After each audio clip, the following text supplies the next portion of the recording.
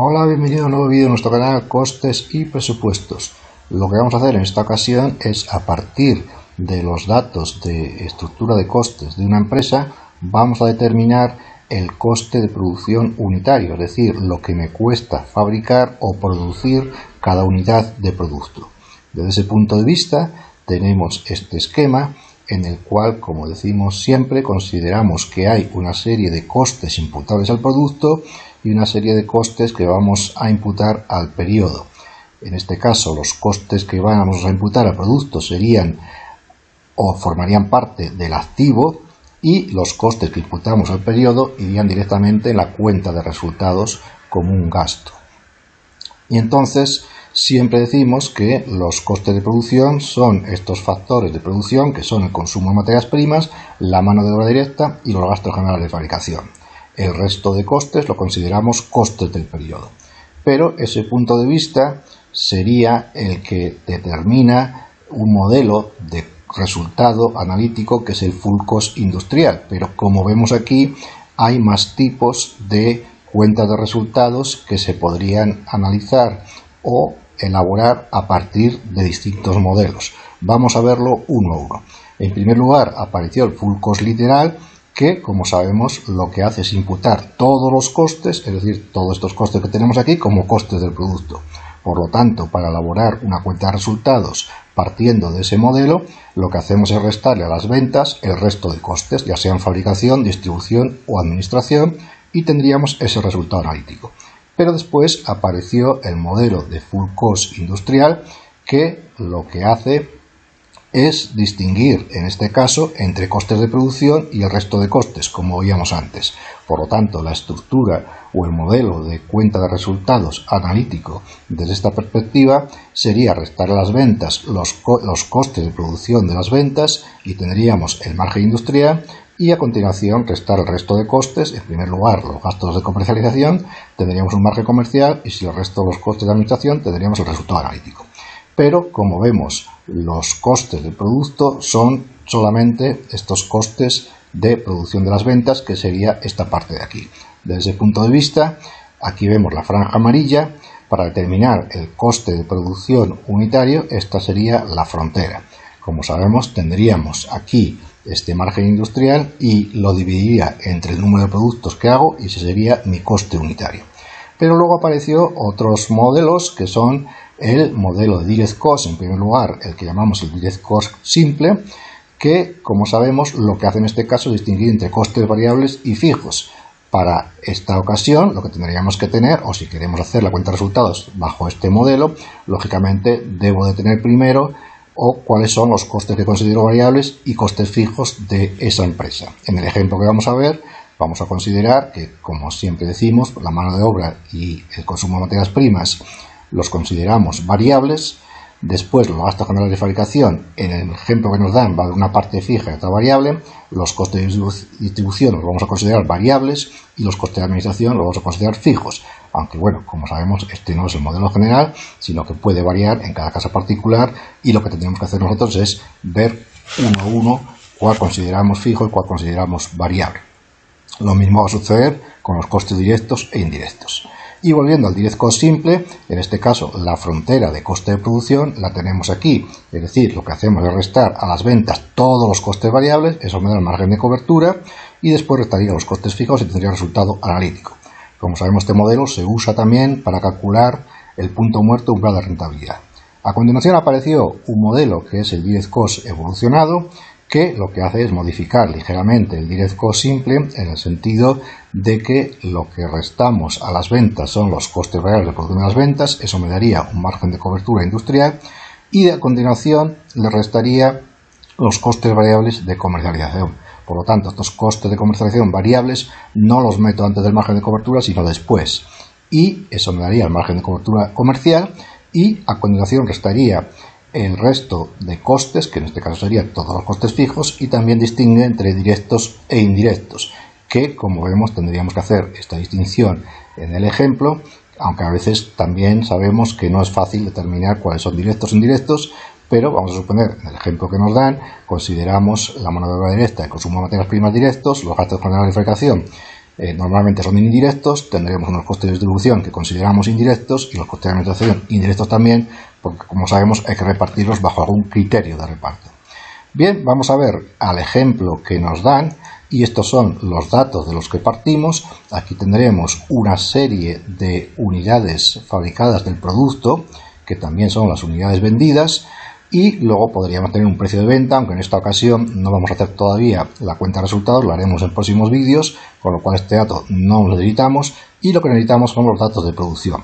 Aquí nos dicen que para una unidad de producto terminado, los kilos de materia prima que necesitamos por unidad que fabricamos o producimos, y tenemos tanto el dato presupuestado como el real. También tendremos el dato de las horas de mano de obra que necesitamos o consumimos para realizar o fabricar una unidad de producto, tanto presupuestado como el que al final ha sido el real, y tendremos también los costes presupuestados tanto de materia prima, de kilo de materia prima, como de hora de mano de obra, presupuestado y real. Y con estos datos pues ya lo que elaboramos nosotros son los kilos de materia prima consumidos y las horas de mano de obra consumidas, simplemente multiplicando el coste unitario de cada factor por las unidades, o bien sean las presupuestadas o las reales. Y luego también tenemos en euros una serie de datos sobre los costes de fabricación, que ya los tenemos divididos, como decíamos, entre variables y fijos, y luego tenemos unos costes de distribución que consideramos variables y unos costes de administración que vamos a considerar que son fijos todos. Y bueno, como vemos, ya teniendo esos datos podemos elaborar esos costes de producción unitarios que decíamos para cada uno de los modelos, tanto la parte estándar o la parte prevista como lo que ha sucedido al final, que es la parte real. Entonces, partiendo, vamos a empezar primero por el direct cost simple. Como sabemos, y volviendo aquí a la cuenta de resultados, en el direct cost simple lo que hago es restar las ventas, todos los costes variables, y eso me daría ya esos costes de producción. Por lo tanto, el coste de producción, ya haciéndolo en términos unitarios, lo que hago es ir cogiendo uno a uno esos costes unitarios que me va dando el enunciado. En la materia prima eran 0,20 kilos la unidad, lo multiplico por el precio, que es lo que llamamos estándar económico, y eso me dará el total unitario. En el caso de los costes variables y costes de distribución, como me los dan en euros, lo que hago es poner cuál sería el coste para una unidad, simplemente dividiendo los costes totales que me da el enunciado entre el número de unidades, que en este caso son 8.000 las previstas, y eso me va dando los costes unitarios. Y ya tendríamos, sumando todos estos factores, tendría el coste unitario de fabricación bajo la perspectiva del direct cost simple. Hago lo mismo con los datos reales y obtendría el coste de producción unitario en el caso del direct cost simple.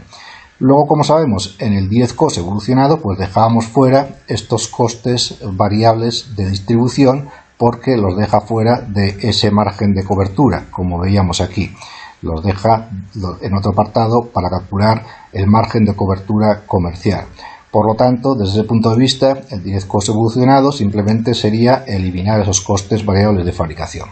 Si lo quiero calcular desde el modelo de full cost, pues como sabemos, lo que tenemos que hacer es imputar todos los costes.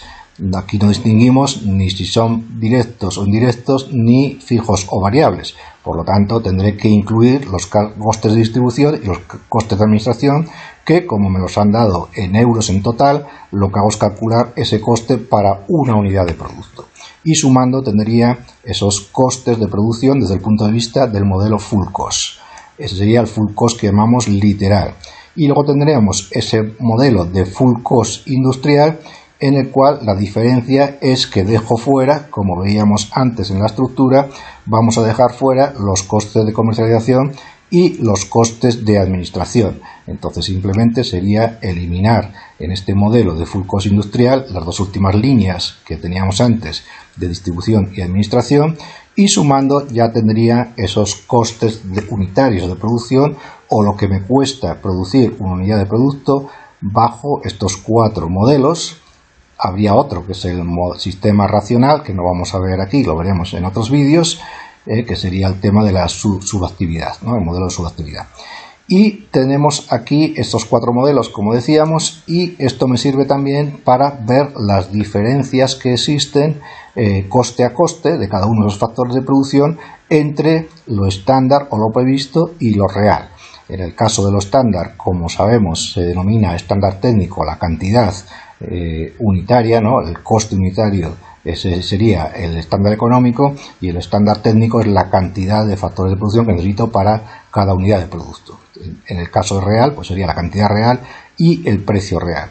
Y como decíamos, a partir de esta estructura, lo que puedo ver son dónde han estado las diferencias y dónde se han producido más costes. En el caso de que la diferencia esté en rojo, es que se ha producido más costes reales de cada uno de esos factores que el coste previsto o estándar. Y eso me servirá para analizar en cada uno de los modelos dónde han estado las mayores desviaciones en estos costes de producción. Pero como vemos, el coste unitario no es el mismo porque cada uno de los modelos considera imputar una serie de costes como costes de producto que no coinciden con el otro modelo. Aquí tendríamos un resumen de esos costes totales unitarios por unidad de producto para cada uno de estos modelos, tanto el estándar como el real, y teniendo esto, pues yo podría elaborar un gráfico que visualmente también me permitirá ver mejor dónde están las diferencias. Podemos elegir este de columnas, en el cual, como vemos, las mayores diferencias se producen en el full costing, ¿no? En el full costing, porque, bueno, pues como vemos, lógicamente el full costing engloba todos los costes de los productos, pues es lógico que la suma de las diferencias sea mayor en el full cost entre lo estándar y lo real, y a partir de aquí pues podríamos hacer simulaciones entre lo que ha sucedido realmente y lo que nosotros teníamos previsto. Si, por ejemplo, cambiamos de estos datos iniciales que tenemos, vamos a suponer que al final se han producido menos unidades de las que pensábamos, y entonces podemos ver cómo van a cambiar esos costes de producto unitario en cada uno de esos modelos. Pues bien, esto es lo que queríamos ver, esta estructura de cuentas de resultados, que son distintos modelos, y cómo a partir de esos modelos lo que podemos calcular como coste del producto unitario es distinto dependiendo del modelo que elijamos, y lógicamente la estructura de esa cuenta de resultados va a ser distinta, lo cual veremos en próximos vídeos. Así que espero que haya sido útil y espero verte en próximos ejemplos de nuestro canal Costes y Presupuestos. Un saludo y nos vemos. Hasta pronto.